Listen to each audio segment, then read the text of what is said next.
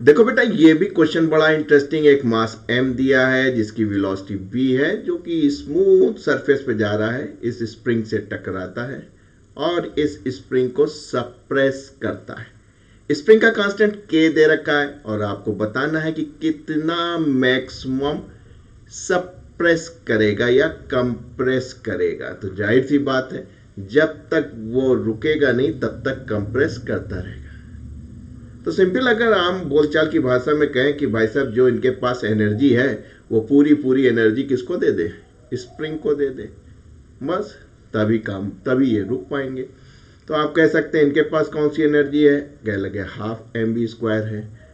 कह लगे ये किसको देंगे? स्प्रिंग को देंगे, तो उसके पास कितनी एनर्जी हो जाएगी? कह लगे हाफ kx²। आप जानते हैं, वैसे बहुत ही सोफिस्टिकेटेड तरीके से आप कर सकते हैं कि सर वर्क एनर्जी थ्योरम लगा सकते हैं।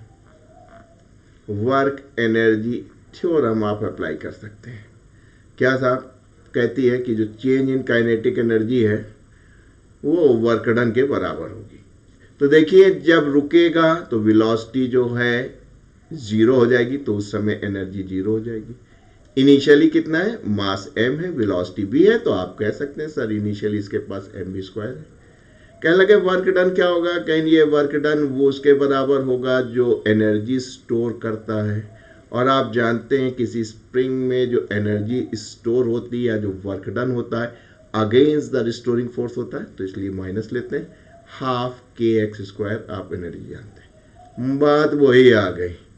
हम आम बोलचाल की बात हम कहते हैं भैया, जितना खाना खाओगे उतना ही काम करोगे। ठीक, तो जितनी आपके पास एनर्जी थी वो आपने पूरी की पूरी स्प्रिंग को दान कर दी। तो x निकालना बहुत आसान हो गया।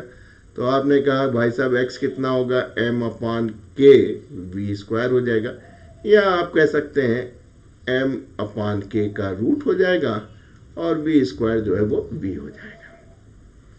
आप देखिए, एक बात और कह रहे हैं, चूंकि ये स्मूथ सरफेस है, कोई फ्रिक्शन नहीं है, इसलिए कोई लॉस ऑफ एनर्जी नहीं हो रहा है, तो ये दाबेगा। उसके बाद क्या होगा? स्प्रिंग भी इनको कहेगी भागो यहाँ से, रिस्टोरिंग फोर्स लगा के इनको धक्का मारेगी।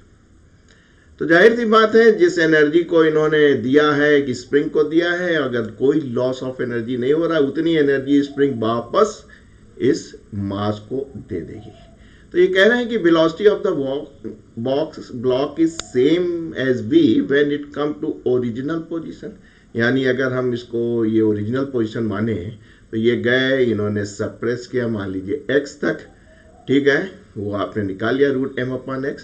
और जब ये स्प्रिंग इसको वापस एनर्जी देगी, तो जब यहाँ आएंगे तो उसकी वेलोसिटी क्या होगी? तो आप कहेंगे आधा यस आधा नो। क्यों?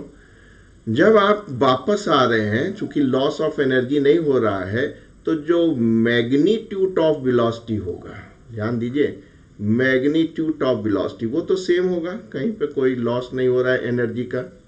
ठीक, मैग्नीट्यूड ऑफ वेलोसिटी जो है वो तो सेम होगा, लेकिन डायरेक्शन क्या होगी? Velocity is a vector quantity. आप पहले इधर गए थे, जब वापस आ रहे हैं तो डायरेक्शन किधर होगी? वेलोसिटी की इधर होगी, यानी डायरेक्शन आपकी अपोजिट हो जाएगी।